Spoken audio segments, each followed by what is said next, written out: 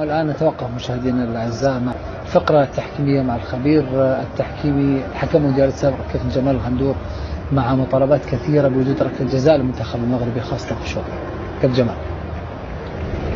كل التحية لكم وللسادة المشاهدين. مباراة نصف النهائي الثاني التي جمعت فرنسا مع المغرب وأدارها الحكم المكسيكي سيزار راموس. المباراة الرابعة لهذا الحكم. هناك حالتان في منتهى الأهمية لهما تأثير كبير جدا في نتيجة المباراة، حالتي حدثتا في الشوط الأول. تعالوا مع بعض نشوف الحالة الأولى ونشوف القرار اللي اتخذوا الحكم في هذه الحالة. نشوف مع بعض الحكم بيحتسب ركلة حرة ضد الفريق المغربي وينذر اللاعب المغربي. ما هو الخطأ الذي ارتكبه اللاعب المغربي؟ قدمه على الأرض، قدمه على الأرض. نكمل. قدمه على الأرض. من الذي ذهب إليه؟ المدافع. المدافع هو الذي ذهب إليه، المدافع هو الذي ارتكب المخالفة. إذن هذه مخالفة على مدافع داخل منطقة جزاءه، لم تحتسب ركلة جزاء بهذا الوضوح، لم تحتسب ركلة جزاء، ولكن احتسبت مخالفة على المهاجم. ارتكب المخالفة بساقه بالجزء الأعلى من الساق. من الذي ارتكب المخالفة بوضوح؟ ركلة جزاء لم تحتسب للمغرب. طيب، حالة تانية في نفس الشوط وفي نهاية الشوط الأول، وهنشوف مع بعض أيضا مخالفة.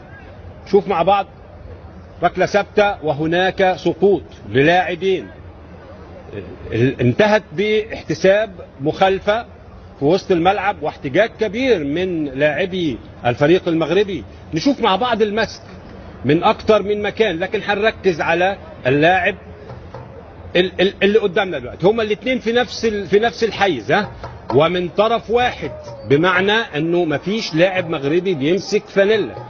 الفانيلا ممسوكه من المدافعين، مدافعي المنتخب الفرنسي. نشوف مع بعض اللاعب رقم 15 من المغرب ممسوك بهذا الشكل، بهذا الشكل، واستمر المسك. خلينا نكمل بقى اللقطه، نكمل اللقطه. استمر المسك واستمر تكتيف اللاعب حتى سقط على الارض. وشفنا في مباريات كثيرة في البطولة ركلات جزاء للمسك داخل منطقة الجزاء لم تم احتسابها. هنا لم يتدخل حكم الفار، لم تحتسب ركلة جزاء. لما يكون عندنا ركلتي جزاء في مباراة واحدة في نصف النهائي لم تحتسب في الشوط الأول، والنتيجة الفريق كان متأخرا بهدف، أعتقد أنها حالات وأنها أخطاء أثرت على نتيجة المباراة. هارد لك للمغرب ونتمنى لهم التوفيق في المباريات القادمة. شكرا كابتن جمال الغندور خبير تحكيم في بين سبورتس. حكم الدولي المونديالي السابق الذي أكد وجود ركلتي جزاء في الشوط الأول المنتخب المغربي في هذه المباراة. راح تخوض الأرجنتين. دعونا نرحب مرة أخرى بكل الزملاء، بباسل، بعزيز، بحسين، بوائل، بمحمد وأيضا بياسر. ودعونا نبدأ حديثنا من أرضية ملعب المباراة مع عزيز بن نيش ومع باسل. باسل تفضل. شكرا لك محمد. دون أي شك أن هنا يخسر المنتخب المغربي، ولكن ما زال هناك مباراة أمامه تنتظره في مواجهة كرواتيا. مسيرة ممتازة جدا، أمتعنا هذا المنتخب في هذه البطولة، بطولة تاريخية. عزيز هارد لك، ولكن ما قام به المنتخب المغربي كان جميل جدا في هذه البطولة. تحدث عن خيارات وليد الجراجي الذي أراد أن يبدأ بتشكيلته المثالية، ولكن المدافعون لم يستطيعوا إكمال المباراة. نعم، كان واضح أن المدافعين لقوا إصابات اللي ممكن كانت لا تجعلهم يكونوا 100%، ولذلك تكلمنا على الجاهزية، أنه يبدأ بالجاهزية. صحيح أنه مغامرة لم تنجح وبعدها حاول أن يصحح. عندما صحح لا، أنا قلت لك لما تكون عندك لاعبين جاهزين ممكن تلعب أربعة في الدفاع، لكن هو لعب عشان يغطي على اللاعبين المصابين ويغطي على الأطراف ويغطي كل هذه الأشياء، لكن كل هذه الأشياء لم يكن موفق فيها، وهذا في بعض الأوقات شيء وارد. ولكن عندما أراد المنتخب المغربي أنه يصحح كان متأخر بهدف ل0، ومن ثم الصراحة اليوم أنا حزين. لماذا حزين؟ لأن مجهودات المنتخب المغربي ذهبت هباء منثورا في هذه المباراة. المنتخب الفرنسي هو اللي فاز، هو اللي عاقبنا، وإحنا اللي لعبنا، والدليل على ذلك نسبة الاستحواذ، نسبة الفرص اللي خلقنا في المباراة. مواجهة تكرر مع كرواتيا في المركز الثالث والرابع، أيضا مواجهة حتى ونهائي. لازم المنتخب المغربي يلعب أيضا نهائي ثاني، وهو يلعب على المركز الثالث، مهم جدا للمنتخب المغربي. شكرا لك عزيز، كل التوفيق للمنتخب المغربي في المباراة المقبلة وفي الاستحقاقات القادمة. محمد، نهائي أرجنتيني فرنسي في انتظاره يوم الأحد القادم. عود إليك.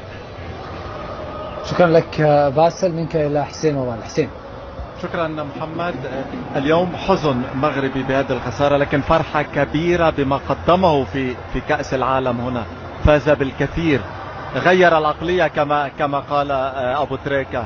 أصبحنا نشاهد من يبكي لأنه لم يتأهل إلى نهائي كأس العالم. هذا تغيير كبير في تاريخ كرة القدم العربية والأفريقية. ذكرنا الكلام ده فعلا يا حسين في قبل الاستوديو، ان المنتخب المغربي رفع سقف الطموحات لكل المنتخبات العربية والأفريقية، ان احنا مش مجرد تمثيل مشرف، لا، في منتخب عربي أفريقي بيشارك في كأس العالم زيه زي المنتخبات الأخرى، ويقدر يوصل لدور قبل النهائي. فكل التحية والتقدير. خروج مشرف فعلا، وهو ده اللي يتقال عليه خروج مشرف. منتخب بيلعب قدام منتخب بطل عالم، منتخب مصنف، عنده إصابات وعنده غيابات مهمة جدا. استقبل هدف في أول 5 دقايق، لاعب أساسي في الدفاع أصيب. المدرب غصب عنه لازم يغير التكتيك الدفاعي في المباراة، ومع ذلك الفريق قدم أداء كبير جدا، وأكتر من فرصة وأكتر من كرة كان ممكن المنتخب المغربي يرجع يا حسين، والنتيجة 1-0. حمد الله مضيع هدف مؤكد 100%. في الآخر الدقايق المنتخب المغربي مضيع هدف ثاني مؤكد مليون. في فرص كتير جدا جات للاعبين. أحسن مباراة وجهة نظري قدمها المنتخب المغربي مباراة النهارده، أداء فيه شجاعة، وأداء فيه عدم خوف، وأداء فيه إثبات للناس ليه منتخب المغرب وصل لدور قبل النهائي في كأس العالم. كل الشكر للمنتخب المغربي اللي ما قصرش، مفيش ولا لاعب ولا مدرب أثر في مشواره في البطولة. رفعوا راسنا ورفعوا راس العرب جميعا، وأثبتوا أن المستحيل ممكن يحصل، وهو أن حد من المنتخبات الأفريقية والعربية يقدر أنه يتواجد في الدور قبل النهائي ويوصل المباراة النهائية كمان. شكرا وائل. بالتأكيد هذا مسير رائع للمنتخب المغربي هنا في كأس العالم في قطر، مسير رائع أيضا للمدرب وليد الركراكي الذي نستمع إليه يتحدث مع الزميل أمين سامي. أهلا بكم معنا مدرب المنتخب المغربي وليد الركراكي السويد. أهلا وسهلا بك مرة أخرى. فرحتي الشعب المغربي في مباريات سابقة، أكيد الجميع فخور باللي قدمته. شنو كان ناقص اليوم للمنتخب المغربي؟ يمكن ماشي لا بريسيون، باسكو الدراري دخلوا مزيان، كانوا باغيين يديروا شي حاجه اللي كبيره. بالحق لو تخاو نيفو باش توصل لا فينال، لي بتي ديتاي ماركاو دغيا خليناهم يدخلوا في الماتش. شفتيه زلاقتي ومشاو يماركيو في الكره الاوليه ديالهم، حطات لهم الثقه. سي لي بتي ديتاي. ابخي رجعنا في الماتش، حق ضيعنا بزاف الكوري في بروميير ميطون، الحمد لله ما سجلوش الثاني. دوزيام ميطون دخلنا باش نمشيو نشجعوا، درنا تري بون دوزيام ميطون، وشفتي لا موندغ ايغور اللي درنا ماركاو الثاني. سي لي بتي ديتاي. عندهم اللاعبين القدام اللي بوالو يقدروا يماركيو. احنا جاونا بزاف الفرص وما سجلناش، وهذا لو نيفو. غنتعلموا من هذا الشيء، تعلمنا بزاف في هذه لا كومبيتيسيون. اللي مهم اون با دو ريغري باسكو حطينا الماكسيموم. بديتي البطولة كلها ب4 ديال المدافعين، اليوم لعبتي ب3. واش ممكن تشرح للناس السبب؟ لا، السبب علاش كنا باغيين نبلوكيو امبابي وديمبيلي، عندهم لا فيتيس. بدينا مزيان، اون بليس كان عندنا غانم السيسن بليسي، كنا باغيين يكون مرتاح في لاكس. في الاخر مره كدير دي شوا اللي جاسوم كومبليتمون بحال من الاول. اللي مهم هي ماشي لا تاكتيك اليوم، هي ليتا ديسبري كان مزيان، حطينا الماكسيموم، هي با دو ريغري افوار. بون كوراج، ميرسي بوكو، شكرا.